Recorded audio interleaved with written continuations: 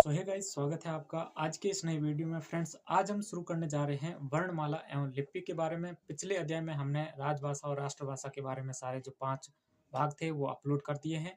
अब हम बात करेंगे वर्णमाला एवं लिपि के बारे में, जो कि PYQ हैं, जो कि अभी तक जितने एग्जाम हुए उनमें जो आ चुका है उसमें हम बात करेंगे। उसके बाद इसका जो वो 4-5 पार्ट बनेंगे और सारे सवाल लेंगे। उसके बाद हम नया टॉपिक शुरू करेंगे। तो शुरू करते हैं आज का पहला सवाल, जो कि हमारा है कि वर्ण किसे कहते हैं।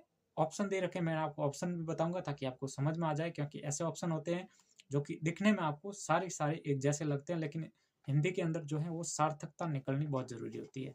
तो वर्ण किसे कहते हैं, इसके जो ऑप्शन है वो किसी भाषा का लघुत्तम व्यंजनों को, किसी भाषा के लघुत्तम व्यंजनों को, किसी भाषा के लघुत्तम स्वरों को, किसी भाषा की लघुत्तम सार्थक ध्वनियों को, और किसी भाषा के अलघुत्तम सार्थक अक्षरों को। तो इसका जो राइट आंसर होगा वो ऑप्शन नंबर 3 होगा। किसी भाषा की लघुत्तम सार्थक ध्वनियों को वर्ण कहा जाता है। दूसरा सवाल है, वर्ण के कितने प्रकार होते हैं। वर्ण कितने प्रकार के होते हैं, क्योंकि ये सिंपल है। वर्ण के 2 होते हैं, स्वर और व्यंजन। तीसरा हमारा सवाल है, जो है निम्नलिखित में से भाषा की लघुत्तम लिखित इकाई कौन सी है। भाषा की लघुत्तम लिखित इकाई ध्वनि है, पद है, शब्द है या वर्ण है। भाषा की लघुत्तम लिखित इकाई बोल रही है तो आपको वो बताना है वर्ण। सबसे छोटा क्या होता है, वर्ण भाषा के अंदर। तो 4 ऑप्शन वैसे ध्वनि, पद, शब्द और वर्ण है, लेकिन ऑप्शन इसका सही होगा वो वर्ण होगा। संयुक्तों को छोड़कर अगला सवाल है, संयुक्तों को छोड़कर हिंदी में मूल वर्णों की संख्या कितनी होती है। 4 संयुक्त अक्षर होते हैं, छ, त्र, ज्ञ और कौन सा होता है, छ, त्र, ज्ञ और स्र। ये 4 संयुक्त अक्षर होते हैं। इनको छोड़कर वर्णों की संख्या कितनी होती है। तो ऑप्शन दे रखे 36, 44, 48, 53। चूंकि आपको सवाल सरल है, वो 44 इसका राइट आंसर होगा। अगला सवाल है, वर्णमाला में मात्रा का अर्थ क्या होता है। जब हम मात्रा लगाते हैं, ई की छोटी, ई की बड़ा हूँ, छोटा हूँ, ऐसे मात्रा लगाता है, उस मात्रा का अर्थ क्या होता है। इसमें ऑप्शन दे रखे, उस हिसाब से आपको आंसर बताना है। वर्णमाला में मात्रा का अर्थ है वर्ण की मात्राएं, वर्ण के उच्चारण में लगने वाला समय, ध्वनि का परिणाम या वर्णों का क्रम। तो इसका जो राइट आंसर होगा वो ऑप्शन नंबर 2 होगा, वर्णों के उच्चारण में लगने वाला समय। जैसे हम अ है, जैसे क लिखा हुआ है, क में अगर हम ई की मात्रा लगाते हैं तो की, तो थोड़ा सा टाइम बढ़ गया। जो अक्षर हम बोल रहे हैं उसमें टाइमिंग में बढ़ोतरी होती है। तो मात्रा का अर्थ होता है उच्चारण में जो हमें समय लगता है वही मात्रा होती है। ठीक है। अगला हमारा सवाल है कि उच्चारण के कालमान को क्या कहते हैं। कालमान या समय को क्या कहते हैं, मात्रा कहते हैं। ये चूंकि सिंपल है, मैंने आपको बता दिया पहले। अगला सवाल, इसके अंदर मैं थोड़ा कर देता हूँ कि व्याख्या कर देता हूँ। उच्चारण समय के आधार पर स्वरों को प्राय 3 भागों में बांटा गया है, लघु, गुरु और प्लुत। लघु, गुरु और प्लुत कौन कौन से होंगे वो मैं आपको आगे इसमें बता दूंगा। अगला सवाल हमारा है कि जिस स्वर के उच्चारण में 2 मात्राएं लगती है।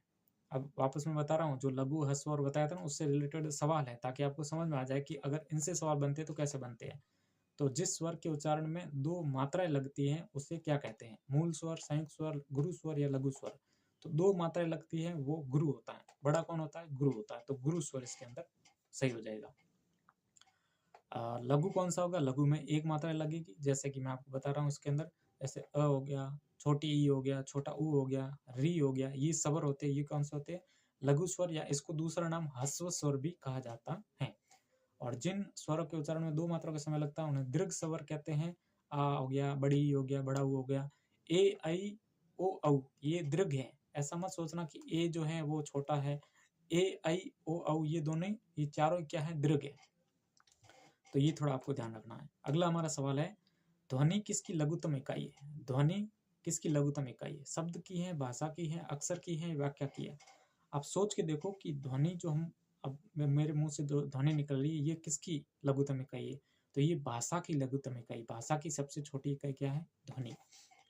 अगला सवाल जो हमारा है, भाषा की सार्थक लघुत्तम इकाई कौन सी है। भाषा की सार्थक लघुत्तम इकाई कौन सी है। पहले जो सवाल लिखा था वो भाषा की लघुत्तम लिखित इकाई मैंने बोला था, तो उसमें वर्ण था। अब ये कि सार्थक लघुत्तम इकाई कौन सी है, तो वो होगा आपका ऑप्शन नंबर 1, वर्ण, वाक्य, शब्द या उपवाक्य। तो इसका जो सही आंसर होगा वो शब्द होगा, क्योंकि वर्णों से शब्द बनता है। तो सार्थक क्या हो जाएगी, शब्द हो जाएगा। ठीक है।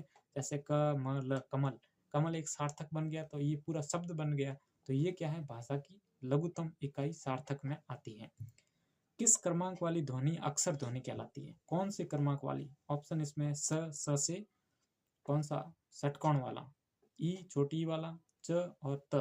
तो इसमें जो ध्वनि अक्षर है वो ऑप्शन नंबर 2 है ई। ई जो है वो ध्वनि अक्षर है।